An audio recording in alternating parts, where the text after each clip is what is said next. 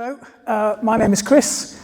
I'm an Admiral Nurse with Dementia UK, which I'm very proud of, but also mostly an Associate Professor at DMU.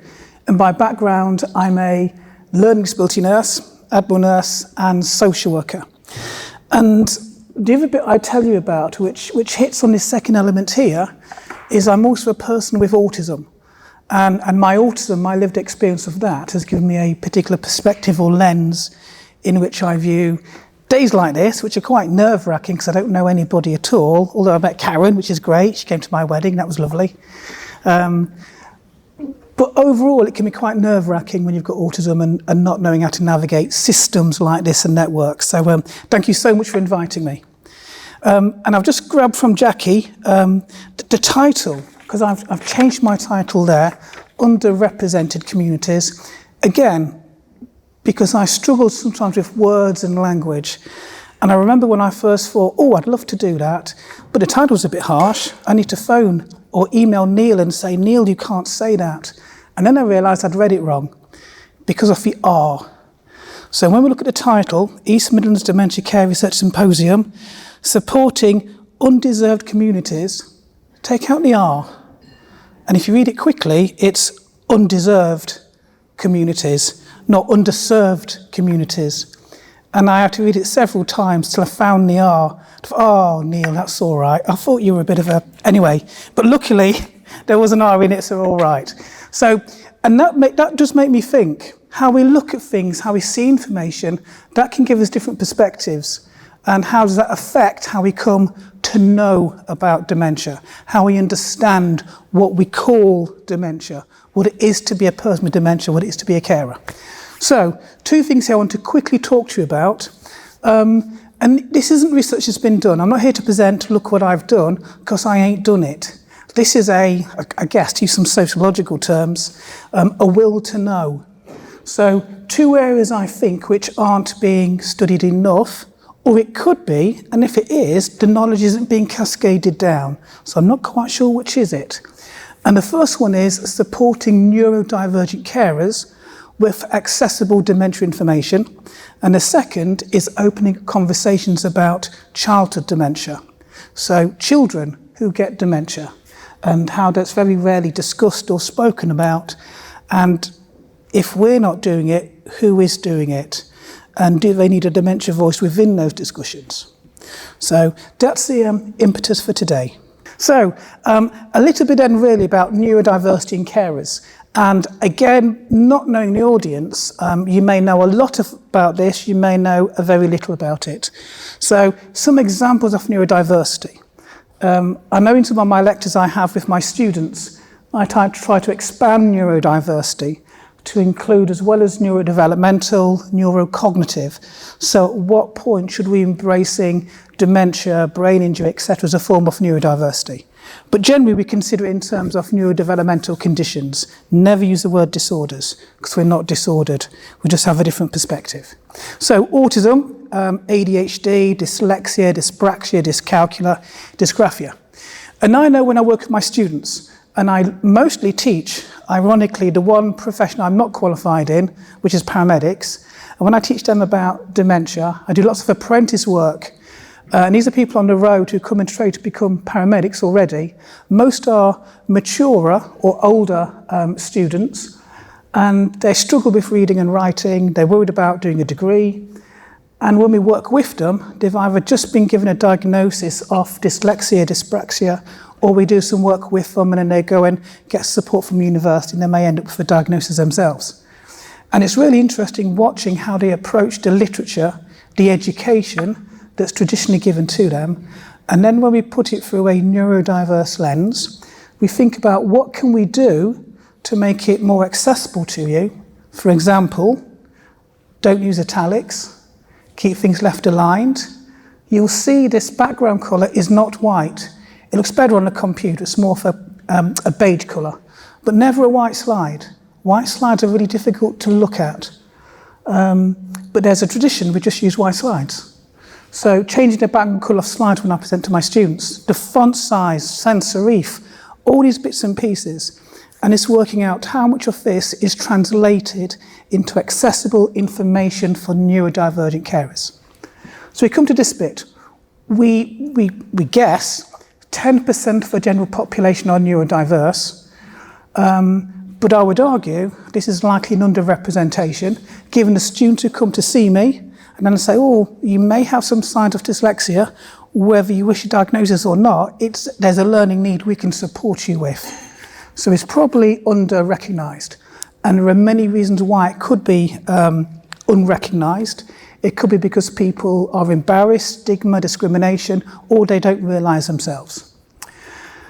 There are, as far as I could find out, no figures on neurodiversity amongst carers. So if we are doing all our information and education and accessible leaflets, and we're not considering neurodiversity, then we are not reaching out as widely as we could. And what I'm suggesting here is it's a neglected area of investigation.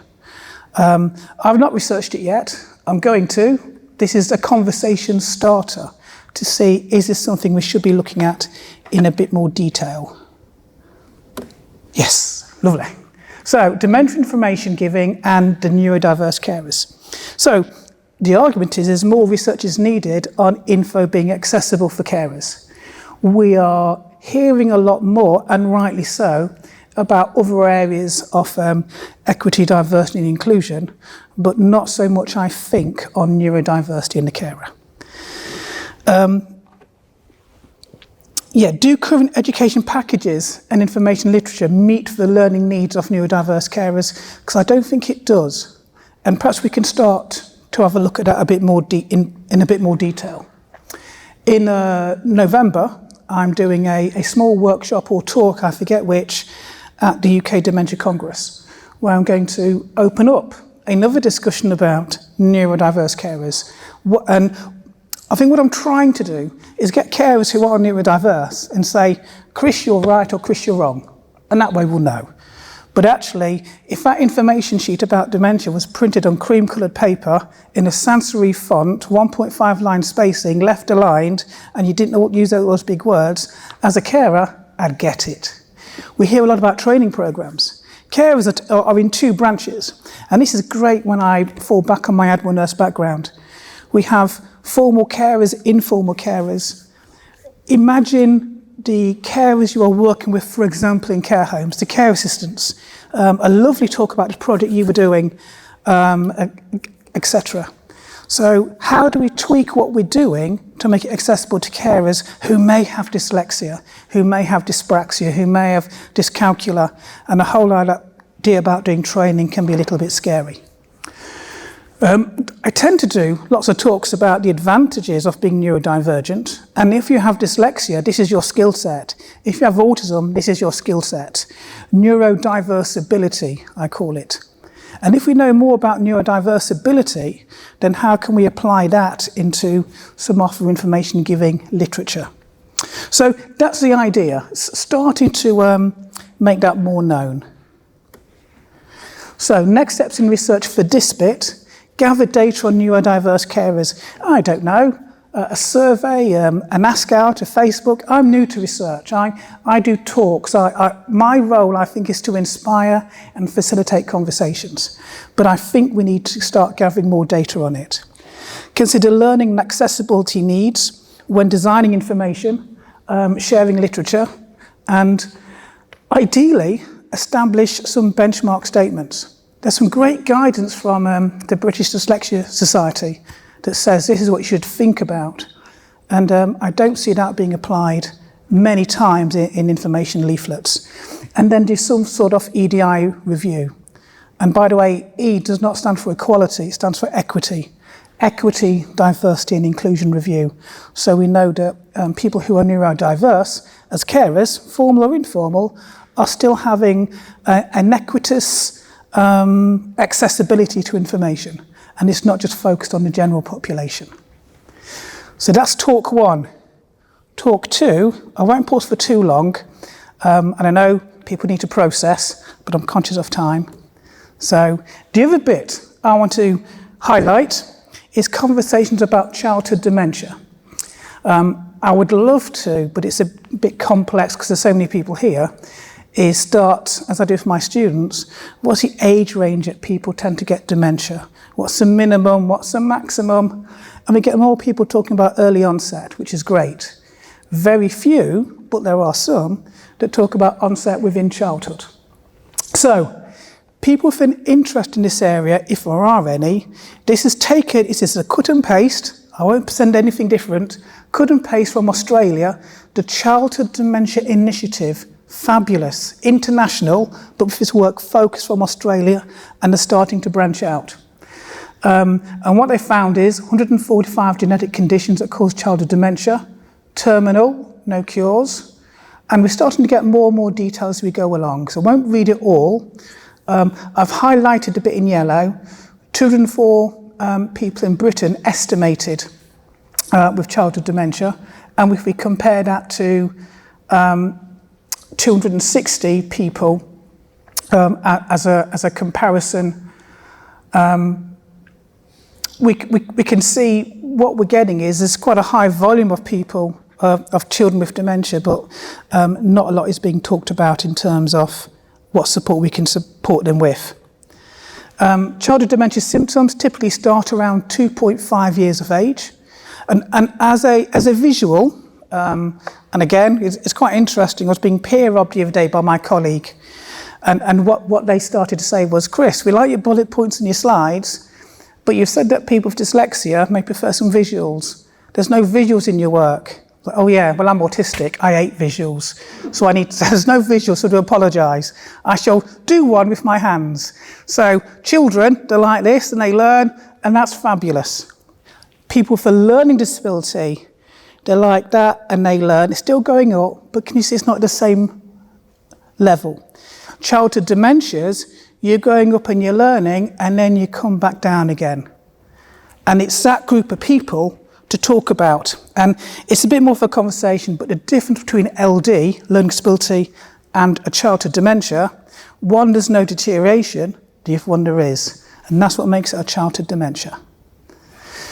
So when you get the slides, and I'm sure you will, if you click on that, it's a wonderful, wonderful article, scoping with you about the collective burden of childhood dementia.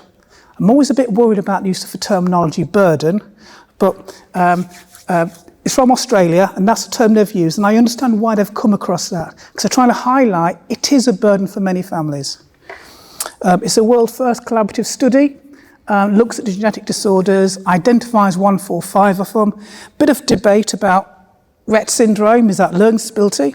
Is it a childhood dementia? Is it degenerative or not, is often the key aspect to it. And then in Western Australia, they found these as common themes that people were experiencing. Profound ongoing loss and anticipatory grief, lack of information and support, isolation and loneliness, challenges with health systems, fighting and advocating, inequity, and turning pain into purpose. But some of the key things that in the Western Australia report they found when they did their particular review. So in December, I'm going to Glasgow somewhere to do a roundtable event with Childhood Dementia Initiative, Alzheimer's Scotland. It's going to be great. The idea is we're opening this out to discussion and seeing how we can spread it out a little bit more. I've already spoken to different departments where I work to see, do we do any talks about childhood dementia, etc. And the idea is what sort of impact can we have? And then in terms of this particular session that we're doing today, it's just, again, a conversation piece. I haven't done any research yet. I'm just seeing who's interested. Do you want to come on board or not? Is this work being done anywhere? Is childhood dementia on anyone's radar? And if so, what specific areas? If not, should it be? Or are you saying, no, that's someone else's area, which may be okay, but I'm looking for a conversation. If not, would anyone like to get involved in a scoping East Midlands review, similar to the Western Australia one, just to find out what is happening out there in terms of childhood dementia? Because if we're not going to do it, nobody else is, and it's a missing group. And then the last slide, as Neil stands up, so that's a cue. Care and neurodiversity, under-researched, limited data, if any. There's going to be a starting discussion point at the UK Dementia Congress in November. It'd be interesting to find out if there's any local care groups that would like to get involved and to contact me so we can start those discussions, because it may not be an issue or it may be a huge issue. And then develop some consensus guidelines on information sheets. And then on the childhood dementia side, under research, limited data, Alzheimer's Scotland and Childhood Dementia Initiative, we're having a roundtable event in December. And it'd be interesting to know what's happening in the East Midlands, whether we're doing anything or whether it belongs in a different area. Being autistic, I always worry about who owns what. My doctorate was about the problematization of dementia using the coding approach, but essentially who owns dementia, who made it a psychiatric condition, or is it neurocognitive and all that sort of stuff. So who's owning childhood dementia? And that's a conversation, because that will affect how we then how we choose to view it.